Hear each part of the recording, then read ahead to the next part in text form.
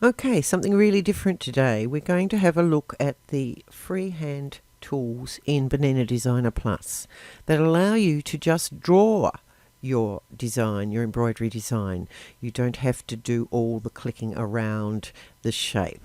So I'll just demonstrate what I mean by that. So if you were to create a line normally with your open object, you would select the open object tool. You would select the type of outline you want, so let's choose satin, and you would then choose your color obviously, and then you would left click to do a square node, and I've lost my open object, right. So you would left click to do a square node and right click to do a curved node. So your square nodes will help you change direction or create a straight line, and your curved nodes, your right clicks, will create your curved shapes. And when you've finished, you hit enter. So that was just a running stitch line I created with my mouse and doing my left and right clicks. But with the open freehand tool, if I left click on that, I get a tool up here that allows me to make a few alterations, and my cursor changes to this guide. Now I've got my guide set at 4mm, so hopefully you can see that. It's just a little crosshair in a circle. You can increase that size or decrease it in this tool here. And I've got one ring around my guide. I can increase and decrease the number of rings as well. And the distance between the rings will be the distance you've set here in your... So if it's 4mm, if I add another ring, that will be exactly 4mm away from the center. So I can use that guide as I draw to do an echo line if I wanted to. But if I just want to draw a line, I choose my open freehand, and I can choose the type of line I want to do, so I'll leave it on running stitch, and then all I have to do is, if I'm using my mouse, I can left click and drag and just draw whatever shape I want. It's as easy as that. So if I had a graphic in here behind, loaded a graphic in, a JPEG or a bitmap, I could trace around that bitmap rather than clicking around it. Now, as I said, you can do this with your mouse. It just does take practice. It's a bit harder to do it with a mouse. It is easier if you have a pen tablet. And I'll talk about pen tablets in a little while. So, that is open freehand. You've also got a closed freehand. So if I select this one, I can do a closed line, and that can be an outline as well. So I could do a closed running stitch. You will get this hatched area as you draw around, and when I've still got my stippling on, stippling fill. So I had the stippling fill selected when I did my last closed object, and so it's done a fill of stippling. But I can do a closed freehand with the running stitch or any of the other outlines. So here's my running stitch. So you can outline areas. All of these can be edited with your reshape tool if you go a little bit crooked, but also you've got a smoothing option here. Now there's two things that affect how many nodes you get. So if I select this line here, which I did with my mouse and just drew freehand, I go to the reshape tool, you can see I've got quite a few nodes because I went quite slowly. So even though my smoothing was up at 84%, I think, I still got quite a few nodes to create that line. Of course, all of these nodes can be edited just as normal, like you would normally do when you've digitized. So you can delete some nodes if you want to by box selecting them and deleting with your keyboard. You can move the nodes and you can change them with your spacebar. So if you wanted this one's a square node. If you wanted it to be round, you would select it, turn it blue, and hit spacebar on your keyboard. So you can do all that.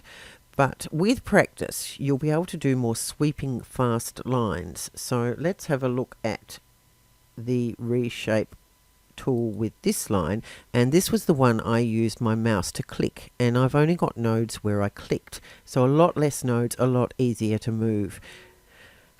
Now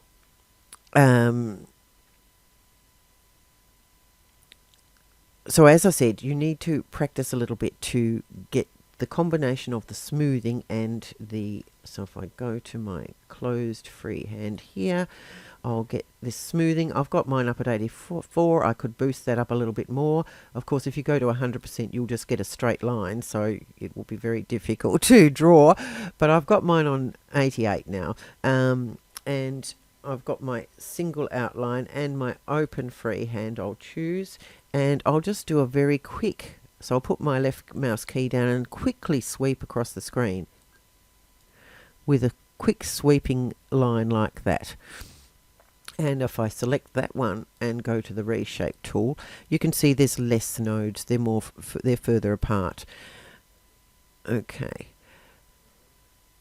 Now with the, I'm just going to delete all those to get some more space on the screen. So Shift and delete. One of the things that I found, before I do that, I'll do some more closed freehand so you can see you can use a lot of the different fills as well. So with the closed freehand, if you look down at your fills, you can use just about all of them. Let's do the step fill first. So you'll get this hatched area and it will be filled with stitches. If I choose the stippling, as we saw before, I can draw an area and it will be filled with stippling. I can use the blackwork tool, and I'm just using the defaults, so there's a lot of different stitches in the blackwork tool to choose from. And likewise with the pattern fill.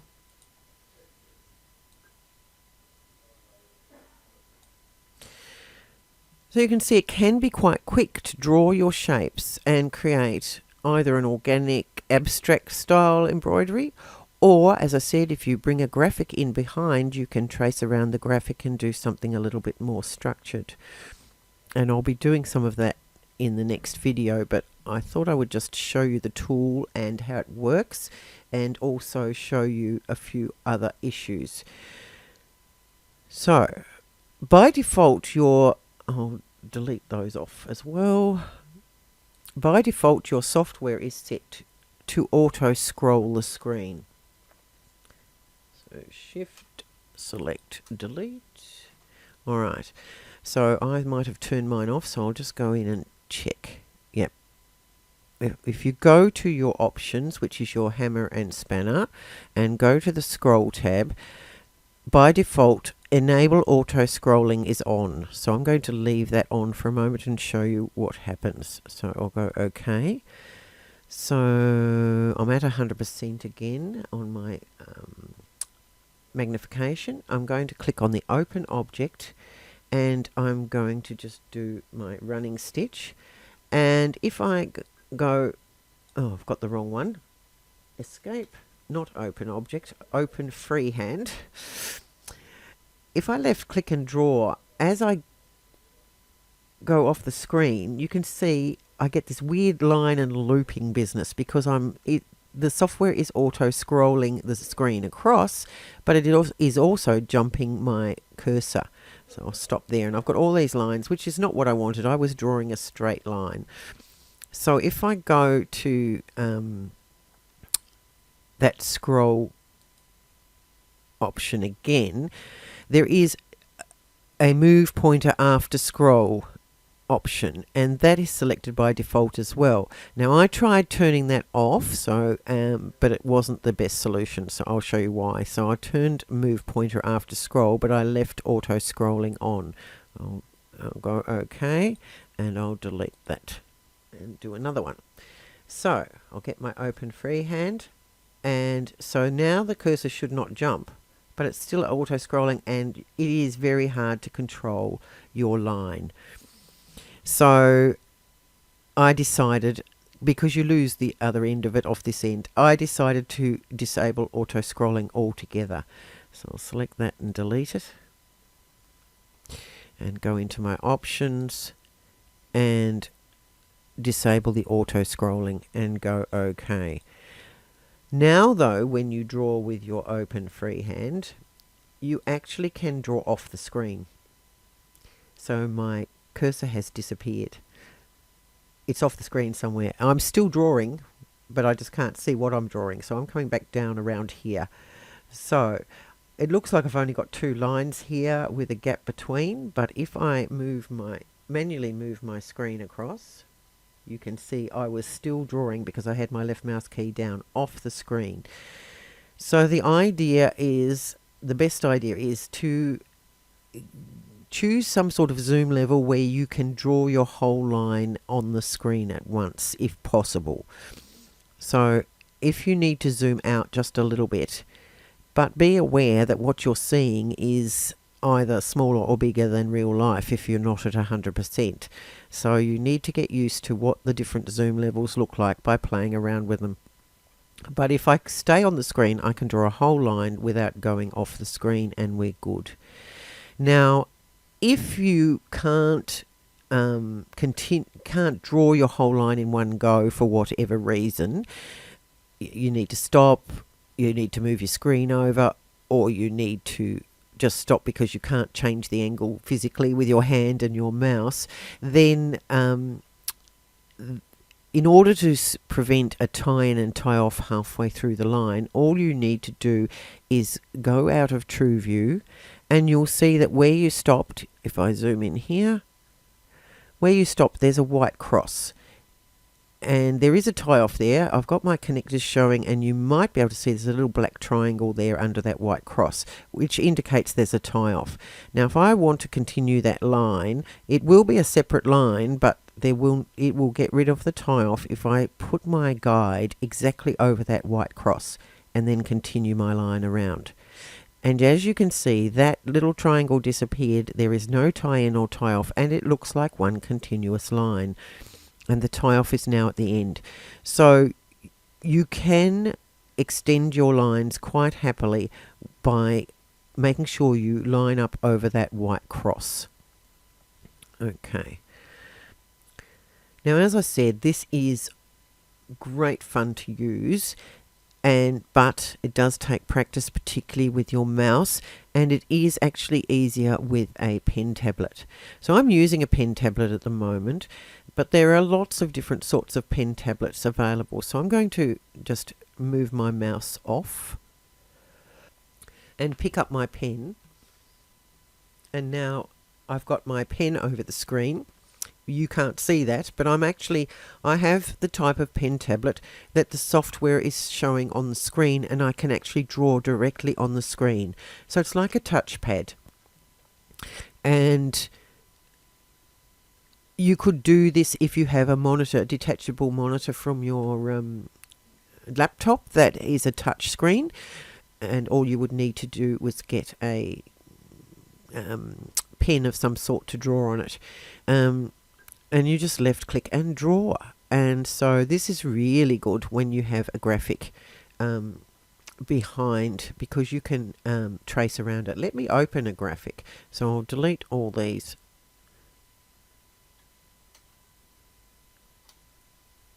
objects, and let's just open a graphic. So I'll come up here and click on the open graphic, and I haven't got, there it is, it's come up, good. So let me just go to my documents and clip art folder, and let's go into animals, and let's choose this little rabbit and open. And it's right down here, so let's bring it up here. I've got it dimmed at the moment, so that's up to you whether you want it undimmed or dimmed, whatever's easiest. Dimmed works better for me. And if I wanted to draw around this now, I can get my open freehand if I wanted to draw the outline first, and single outline, and I would like to zoom in even more so I can see. So to zoom with my pen on this one, I have to hold the right mouse button down, and no, can't do it. I'm just going to zoom in here to fit the area I want. So you can use your little magnifying glasses to, if I wanted to draw around the face only, I can zoom right into that. And I can start doing the nose, for instance. So I can start here and I can trace around. Now you don't have to be absolutely perfect. That could have been a closed object actually, so I'll undo and choose my closed freehand, but I still want an outline first. And start there, and that way I won't have, it will actually close off. So I wasn't absolutely perfect there, but you can, as I said, you can use the reshape tool, or you can have a more organic looking design by not being absolutely perfect. Now I just did a closed object where I should have done an open one. So I'll undo that as well and go back to my open freehand.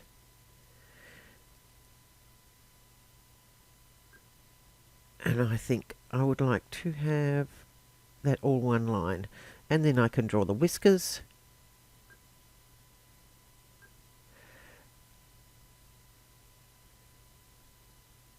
And continue on. So if I wanted to do the eyes, I might do a closed freehand. The whites of the eyes, so I need to choose a white colour. And the step fill.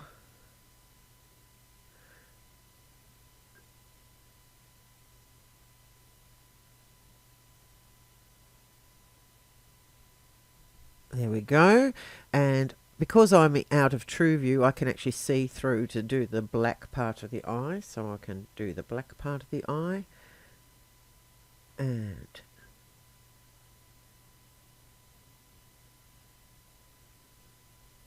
there was a little white dot in there, so we'll get the white and create the little white dot. And of course all of these can be edited. Let's go to true view just so you can have a look. All of these can be edited as far as stitch angle, fill type, everything else. So you can see it can be lots of fun rather than having to click around every object. You can get a bit more organic. Your edges might not be absolutely perfect. If you want to have perfect, then create your solid shapes and then use the outlines and offsets tool to create your outlines. But if you're not fussed about whether the outlines are perfectly on the edge of the stitching, then you can hand draw them. You can use all sorts of combinations, but introducing the freehand tools adds another element to your digitizing. So let's talk a little bit more about tablets. There's lots of different sorts. There's the tablet sort that I've got that is actually a touch screen that I can display the software on. And you can get them in different sizes. There are pen tablets that are just black and it projects onto your normal monitor, so you need to work out your hand-eye coordination. So you're drawing on the tablet, but the action is happening on your monitor. They are cheaper, and if I was tracing over a picture, I would probably print the picture out and tape it to the tablet so I could just trace over it there and everything would still happen on the screen. It's a little bit easier, but with training, a lot of artists use the ones that are black and they still can organise their hand-eye coordination to the screen. So as I said, they're a lot cheaper.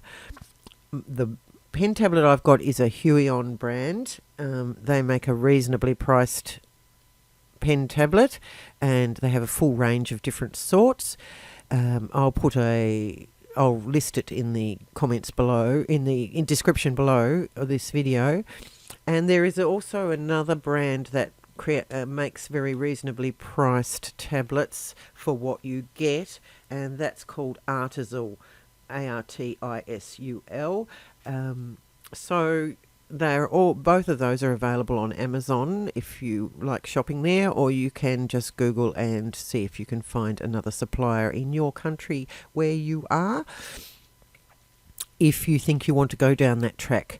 So my suggestion would be to play with the freehand tools with your mouse to start with, and then think, if you really love using them, think about getting yourself a pen tablet. Let me just go into my Open Recent. I'll show you a couple of examples of things I've started to do. So there's this dragon. I'm going to open that. Here he is. And if I show the image, so I'll zoom into that, zoom to fit. So this was a sort of line drawing I was doing, and I'm doing it in red even though I've dimmed the image so that I can exactly see what I've done. I am simplifying some areas, and I've got to go through and take out some of these extra lines because there's just too many. But I found it a lot easier with such a detailed drawing to draw all the little details just with my pen. There's another one I've started as well. Here it is with gardening gloves and some little pumpkin seedlings. So if I bring the image back on there, this was actually a photograph. There we go. So as you can see, I just found the edges and I've drawn all of this freehand, all these little veins, etc. One tip I would say is if you do a very detailed image, then you might want to be in version 9 because, well, with the lines it's okay. In version 8 and previous versions where you have the blackwork run, that will be very helpful to avoid all the jump stitches, because if I go into out of true view, and I'll just hide the image for a moment, you can see that there's a lot of jump stitches, particularly around the black lines, and a lot of tie-ins and tie-offs. So I will at some stage apply the blackwork run to that if I haven't already. I don't think so. And then the other very good tool in version 9 is the branching tool, which may be applicable as well to save you having to move your start and end points and do pathing and all that sort of thing afterwards. But for very simple designs, that's not so crucial. In any event, I'll be doing some more experimenting and actually get some of these designs stitched out. So if you want to see the next video about this subject, make sure you're subscribed to my channel so that you don't miss it, and turn on the bell notifications. Hope you had fun watching. Please comment below. Thank you. Bye.